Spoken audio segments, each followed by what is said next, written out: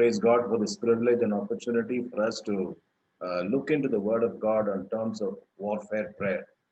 The Lord has kept us here in this world for a very specific purpose. So we are not here, just to live our lives, just to get our ends met and achieve our personal goals and become comfortable and well settled in life. Those are all absolutely, in my mind, were absolutely non-essentials. Nothing for us to be worried about because we are here to be concerned about the kingdom of God. That is why we are here. That's why Matthew 6:33, we say, seek ye first the kingdom of God and his righteousness. We know that verse very well.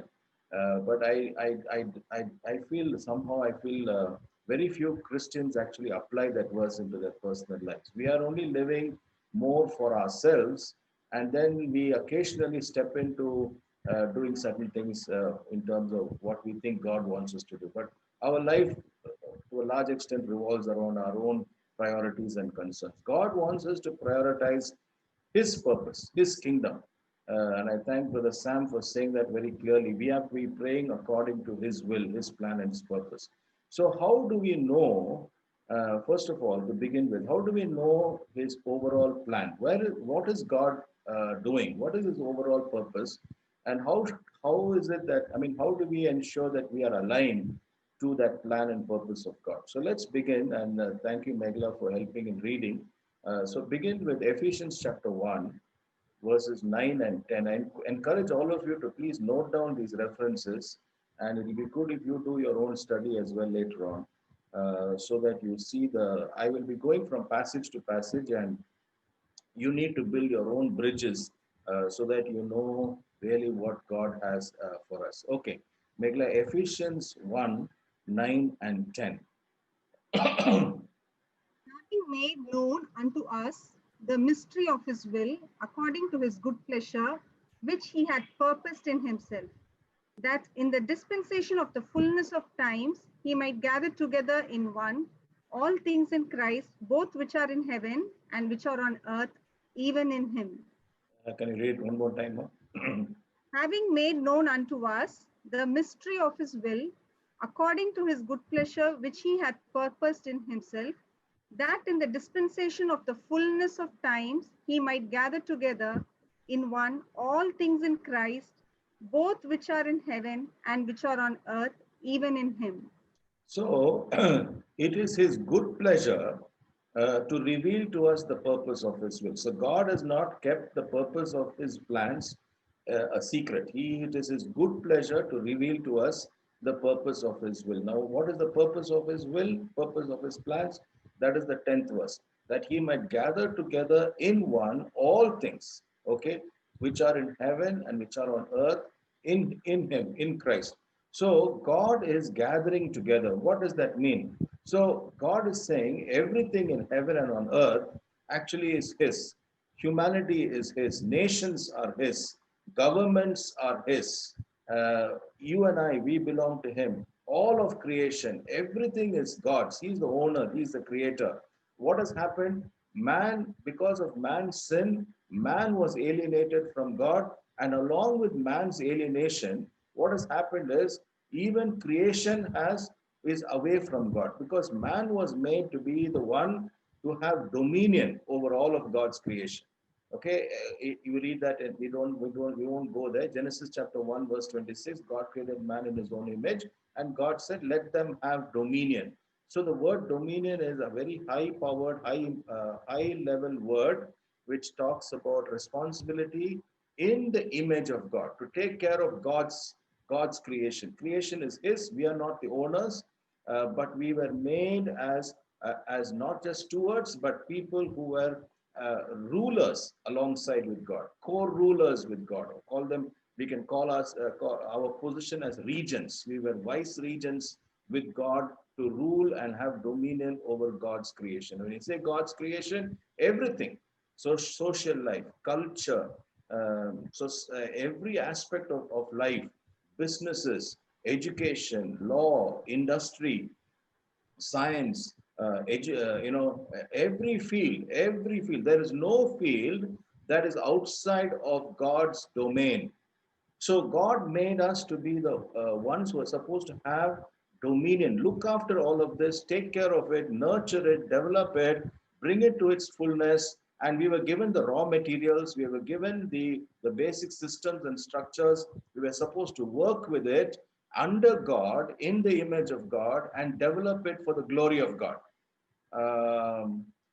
Megla, can you read Colossians chapter 3, verse 17? And whatever ye do in word or deed, do all in the name of the Lord Jesus, giving thanks to God and the Father by him. So whatever we do, whether we may be in the private sector, we may be in the government, we may be in ministry, whatever we do it in the name of the Lord Jesus. That is our branding, our brand. Our brand is the name of Jesus, which is the name which is higher than any other name. So you cannot be a mediocre person where you are. Your studies cannot be mediocre. Your business cannot be mediocre. You cannot just do for the sake of your own well-being. Let me run something. Let me do something. No, no, no. That's not on. That's not on. When you and I are children of God, we do everything as in the name of Jesus. Okay, another verse, Megla, Colossians 3:23 and 24. Colossians 3:23, 24. And whatsoever ye do, do it heartily as to the Lord and not unto men, knowing that of the Lord ye shall receive the reward of the inheritance, for ye serve the Lord Christ. Whatever you do, do it heartily as unto the Lord. Okay, so the Bible is encouraging us to do everything under in the name of Jesus and have dominion. That is how it was intended to be. But what happened when sin came? Everything went wrong, and we got alienated from God. Not only did we get alienated from God, we came under the clutches of Satan. So now what is happening is Satan is dictating his authority through us. So let's turn to 1 John chapter 5 and verse 19. 1 John 5:19.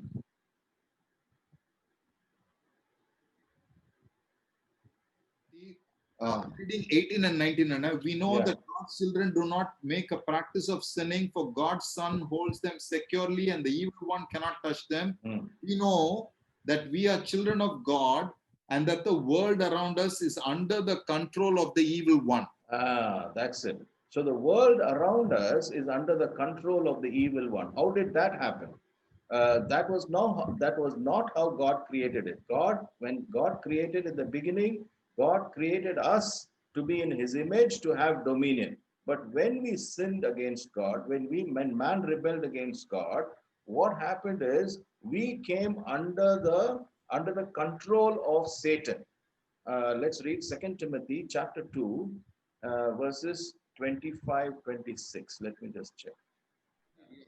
Yeah, gently instruct those who oppose the truth. Perhaps God will change those people's hearts and they will learn the truth.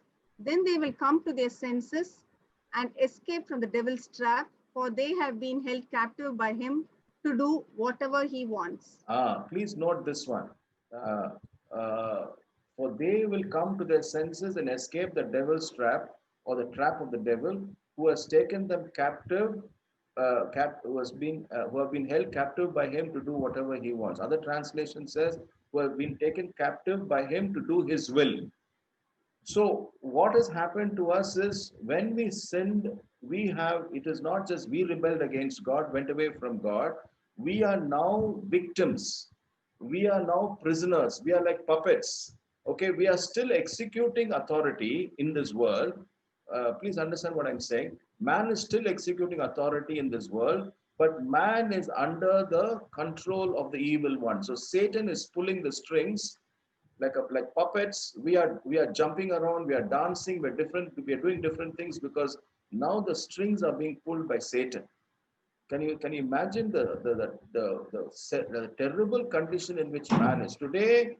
The terrible things that are happening, the pandemic that is happening, and some people, in their foolishness, are questioning God. God is saying he never created a bad world. He created a beautiful world. gave it to us to take care of it, to look after it. Because we rebelled against God, Satan is now using, all his evil plans. He's executing his evil plans through us. So if you read in Luke's Gospel chapter 4, we won't go to it, but you can note down Luke 4, 5 to 8, when that is the temptations that Jesus faced. Satan is telling Jesus, showing him all the kingdoms of the world in a moment of time. And he tells Jesus, all this authority I will give to you, because this authority has been given to me and I can give it to whomever I want. If you read that, it's really an awesome, what an audacious statement for Satan to make. He's making that statement to the owner.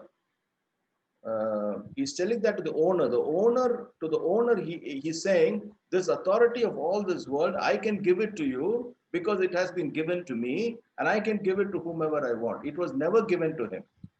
It was given to man.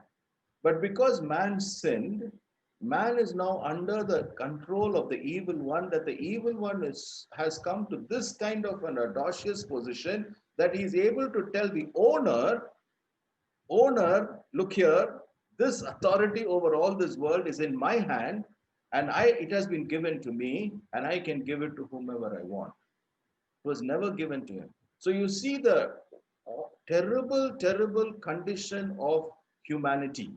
You see, we have gathered here to pray for India. Wonderful. We need to see the whole world. The whole world is in a terrible mess. Why is it in a terrible mess? We need to understand what is going on behind it. Satan is using his evil agenda through us. Okay? So here we are in between. God is on one side. Satan is on another side. The battle is going on, and we are in between. Okay? So you and I have a responsibility to understand warfare. What is the warfare that we need to engage in and pull down the strongholds of the enemy? So our warfare is, Megla, Ephesians chapter 6 and verse 12. Ephesians 6:12.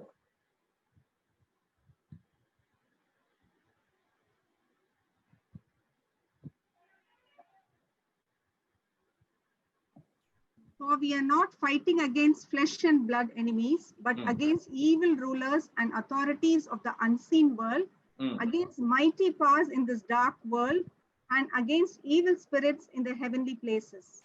Okay, so that is our warfare. Our warfare is not against flesh and blood.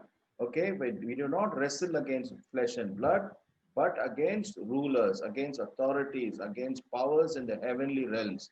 And that is what we are here for. So when we look at issues, and I'm so happy when I listened to all the different prayer items that were listed, and you really looked into it in quite a lot of depth, and you prayed and addressed it. Very good that you prayed for those things, but you need to see what is behind the problem. It is good to pray for the issue and say, Lord, this is the issue. Lord, we are concerned. Lord, this must be taken away.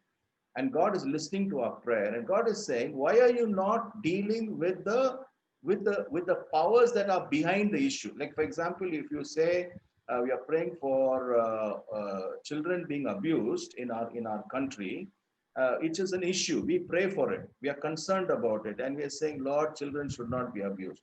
What is our job is to go behind the issue and look at the powers of darkness that are making this happen through man, through people, who's making all this evil to happen through man. And our job is to bring down the strongholds of the enemy, to fight that warfare there. And say, Lord, in the name of Jesus, we demolish the stronghold of child abuse. Lord, this one particular issue of child abuse, Lord, there are powers of darkness that are at play, that are at work behind this matter of child abuse. It is not a small matter. Lord, evil forces are at work. Lord, in the name of Jesus, we come against this powers of darkness. We demolish it. That is the authority that God has given to the church. And if we don't do that, and we simply go to God and say, God, please, Lord, there's a problem here. God says, come on, I've given you a job to do.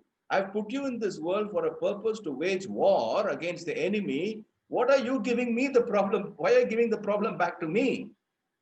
You see what I'm saying? We are going back and putting the problem back into God's hands. God is saying, why are you giving this problem back to me? You're the one who was supposed to wage the war. I gave you the world, I gave you dominion, you lost it, but now I restored you back to myself. And now I made you to once again fight against the enemy and restore everything back into that plan of God. Remember the first passage which I asked Meghala to read, Ephesians chapter 1, verses 9 and 10, who is reconciling in the fullness of his time. He is reconciling all things in heaven and on earth, all things back to him in Christ. God is in the process of reconciliation. He's bringing everything back to himself, everything that had gone away, everything that had gone out of the under the covering of God. Man and creation today is is so far away, and God's heart is so saddened that man and all of creation could have been enjoying a wonderful harmony. Today we are so terribly, in a terrible state of chaos. And the church has been redeemed, not just for our personal advantage, not just for my personal benefit. Oh, I have got salvation, my sins are forgiven, I'm going to heaven, hallelujah. This is not the reason why you have been saved. You have been saved to wage war, to declare war on the enemy and say, and the enemy knows who you are. The enemy knows who the church is. The church doesn't know who we are. We are still praying, prayers at a very, very kindergarten level of prayer. I'm not saying anything wrong about the praying. Very good. Praise God that you're very sincerely meeting for prayer. Excellent. Thank you. Please continue to pray. But I want you to move your level of prayer to a higher plane and say, Lord, from now on, we just won't pray for issues anymore. We will identify the stronghold that is behind the issue, and we will bring down the stronghold of the enemy. Friends, when you start praying like that, you are in serious business with God. And the devil doesn't ever want the church to go into warfare prayer. As long as the church is only praying prayers of, Lord, help us, Lord, take care of us, Lord, look after us, enemy is very happy. He said, let these people pray like this, because they don't know who they are. Okay, now we need to understand who we are, right? So let's go to Colossians chapter 2 and read from verse 13 to 15. Colossians 2, 13 to 15. You were dead because of your sins, and because your sinful nature was not yet cut away. Then God made you alive with Christ, for he forgave all our sins. Okay, now that is the verse that all of us are very familiar with, that God forgave us all our sins and our trespasses and made us alive. We were once dead in our sins. He has made us alive together with Christ. We are very happy with Colossians chapter 2 and verse 13. But Colossians chapter 2 and verse 13 is just the starting point. Now you go to verse 14 and 15. Yeah, Meghala. He cancelled the record of the charges against us and took it away by nailing it to the cross. In this way, he disarmed the spiritual rulers and authorities. He shamed them publicly by his victory over them on the cross. Yeah, last time when Ashok and Sheila came home, Sheila read it in a Tamil Bible. Sheila, would you like to read it in the Tamil Bible again, please? It comes through very powerfully in the Tamil Bible. Not so well in the English Bible. Tamil Bible really raises it up in a very beautiful way. Anybody else? I mean, Sheila's gone to look for a Tamil Bible, I think. But someone has got a Tamil Bible with you. You can read it. Colossians chapter 2, verse 14 and 15 specifically. நமக்கு எதிரிடையாகவும் கட்டளைகளால் நமக்கு விரோதமாகவும் இருந்த கையெழுத்தை குலைத்து அதை நடுவிலராதபடி எடுத்து சிலுவையின் மேல் ஆணியடித்து துர்க்கணங்களையும் அதிகாரங்களையும் உரிந்து கொண்டு வெளியரங்கமான கோலமாக்கி அவைகளின் மேல் சிலுவையிலே வெற்றி சிறந்தார்.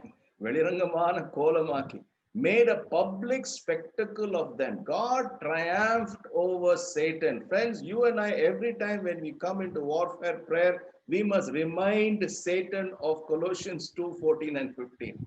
We must put Colossians 2:14 and 15 before Satan. Satan, you are defeated. You are wagging your tail. You're creating all this havoc. You're creating a pandemic all over the world. You're doing all this nonsense. You are only wagging your tail. You have been defeated on the cross. Satan, we remind you, you have been made a public spectacle. Everything has been nailed on the cross. What was against us? The handwriting that was against us. What was that handwriting? It was the handwriting of the law. The law said that we are sinners.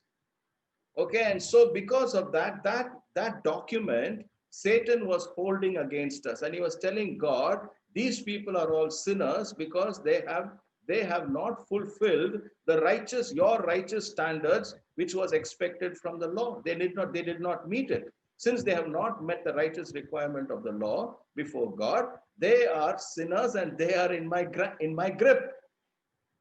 Jesus on the cross nailed it all and said, I have met the righteous requirement of God in the cross. Settled it. So therefore, when we receive what Jesus has done for us on the cross by faith, we appropriate the righteousness of God. We put aside that indebtedness, that kayeluthugal, that was against us. We put it aside, and we are able to say, Lord, we stand before you as redeemed and as righteous because of what Jesus has done for us on the cross, and because of that same victory, Jesus has also put aside the powers of darkness. And so based on that, you and I must now engage with the enemy and tell the enemy and speak directly. As I said a little while ago, speak directly. Take on issue by issue. Take on issue by issue. We talked about economy. We talked about businesses. We talked about, we are very concerned about it and we are praying. God says, you're concerned and praying, that's fine.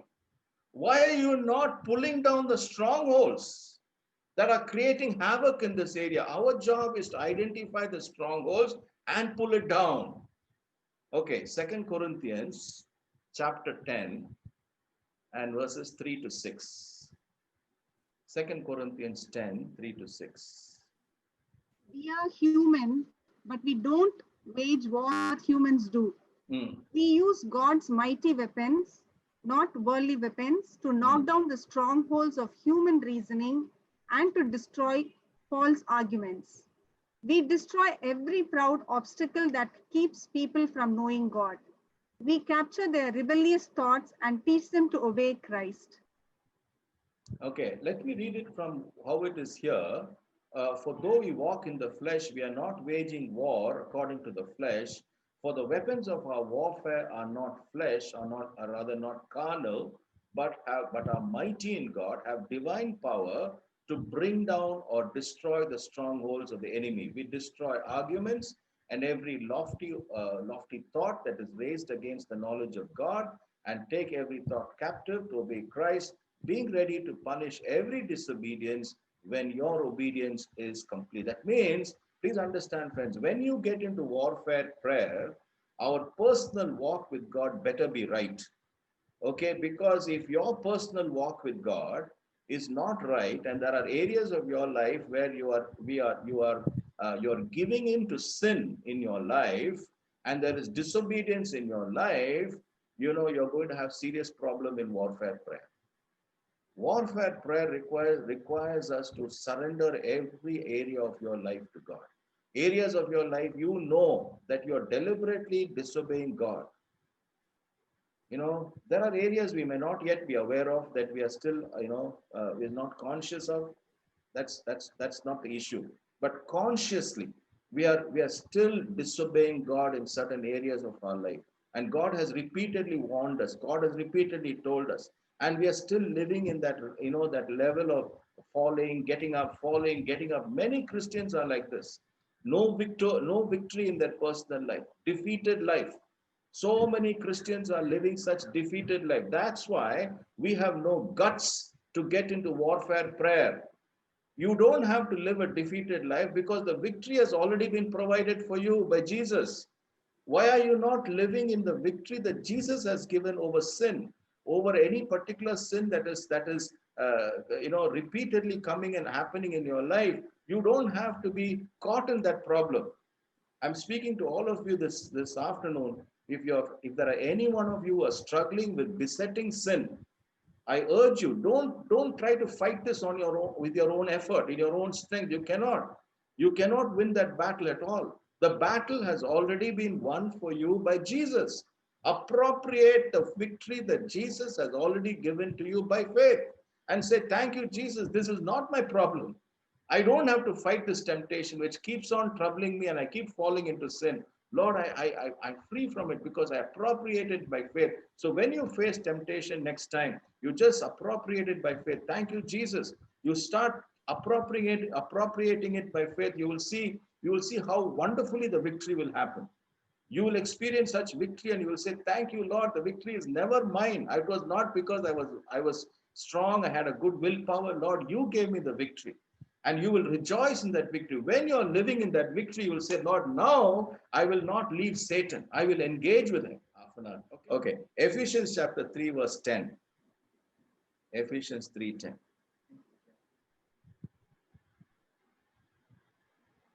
So that through the church, the manifold wisdom of God might now be made known to the rulers and authorities in the heavenly places. Now if you read the previous verse, and to make all see what is the fellowship of the mystery, which from the beginning of ages had been hidden in God, who created all things through Jesus Christ, to the intent, that's the 10th verse, to the intent that now the manifold wisdom of God might be made known by the church to the principalities and powers in the heavenly places, according, 11th verse, according to the eternal purpose which he accomplished in Christ Jesus our Lord. This is the eternal purpose.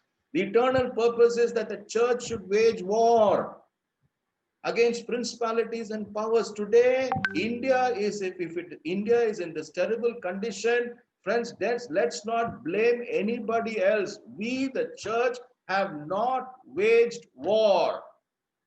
We have not declared war on the enemy. We are still praying for protection, care, love, Lord, to look after us, Lord, do this. God says, look, I have already given that. You don't have to worry about it. Your care, your well-being is already understood. It's given. Now get into warfare. Bring down the strongholds of the enemy. Okay, let's read one more. Matthew 16. Matthew 16, 18 and 19. And I'll close with that, maybe. Matthew 16. And I tell you, you are Peter, and on this rock I will build my church, and the gates of hell shall not prevail against it. I will give you the keys of the kingdom of heaven, and whatever you bind on earth shall be bound in heaven, and whatever you loose on earth shall be loosed in heaven. I will build my church. And you are Peter, on this rock I will build my church. That was not about Peter. It was about the declaration that Peter had just said. He said, you are the Christ, the Son of the living God. It is on that declaration that the church is built. And it says there, and the gates of hell or the gates of Hades shall not prevail against the church. Now, what does that mean? Gates represent authority. Gates represent power, position, authority. Okay. So the gates of hell, the authorities, the powers of darkness will not prevail against the church. Or you turn it around, it is the church that will prevail against the powers of authority, powers of hell, powers of Hades. Okay. It's the church that will prevail. The gates of Hades shall not prevail. So the only organization, the only group of people, the only entity, not a government, not an NGO, not any other group of people, nobody else can bring down the strongholds of the enemy. Today, if the enemy is creating havoc all over the world, let's realize the only agency that can wage war and bring down the enemy is bring down the systems and structures of the evil forces is the church. And please remember, the systems and structures of the enemy is well defined, very well structured system. His system is not a simple system, very well thought out system. It's a very well organized system of evil. There are layers, there are levels, there are powers, authorities. You can read that in the Bible in several passages. Powers and authorities. There are different systems and structures that are working. We need to realize that when we engage with the enemy, it is not just with one particular spirit. There are spirits at different levels and different dimensions. And that's why we have to come together as the church and say, Lord, we will come together. Where 2 or 3 are gathered together in my name, I am there. God says, you start praying together, and especially homes, husband and wife together, if you start praying and say, Lord, we will pray and bring down the strongholds of the enemy. You know, I'm sure many of your homes, you have family prayer and all of that is very good. But I'm challenging husbands and wives who are listening this afternoon. Please have warfare prayer as couples. Start coming together and say, now this time, dedicated time, we both of us will come together for warfare prayer. We are now going to bring down the strongholds of the enemy. Now come back to Matthew 16. We read the 18th verse. So the gates of Hades shall not prevail against it. Then 19th verse is so powerful. It's so exciting. I will give you the keys of the kingdom of heaven. What is the kingdom of heaven? It is the rule of God. Where there is wickedness that is ruling here on the earth, God says, you can bring in the rule of God here on earth. That's what we pray in the Lord's Prayer. Thy kingdom come, thy will be done on earth as it is in heaven. Every time we pray the Lord's Prayer, that's what we pray. And God says, how do you get that to happen? I give you the keys. I will give you the keys of the kingdom of heaven. Whatever you bind on earth will be bound in heaven. Whatever you lose on earth will be loosed in heaven. Friends, you know, it's so amazing. Are we going to take this up seriously? And I'm saying if the church will only open its eyes, I am saying India, in no time, we will run this fellow out of this land. We'll run him out of this land. We'll say, Satan, get out. We speak directly to you. Satan, get out. This is God's land. Friends, I just want to tell you something, and I close with that. You know, imagine out of all the nations of the world, this is one nation. There are few, very few nations that got the gospel right in the first century. Which country did the West get the gospel in the first century? No, they did not. We got the gospel. Somehow in God's great plan, India was very special that we were given the gospel right in the first century. Now, if you take mission statistics and mission, all the information regarding missions worldwide, you will be just shocked to know there is no other country in the world that has received the amount of money for missions, the amount of missionaries, even compared to China. No other country in the world has received the amount of money, the amount of missionaries who have come and given their lives as India has got. This is no ordinary country. This is a very special country in the sight of God. And you and I have a privilege to live in this land. I urge you, don't run away from this country. Don't think of migrating. Don't think of going and getting settled somewhere else. Say, Lord, this is our land. We will not let this land go. This is God's land. We are part of this soil. We drink this water. Lord, we live here.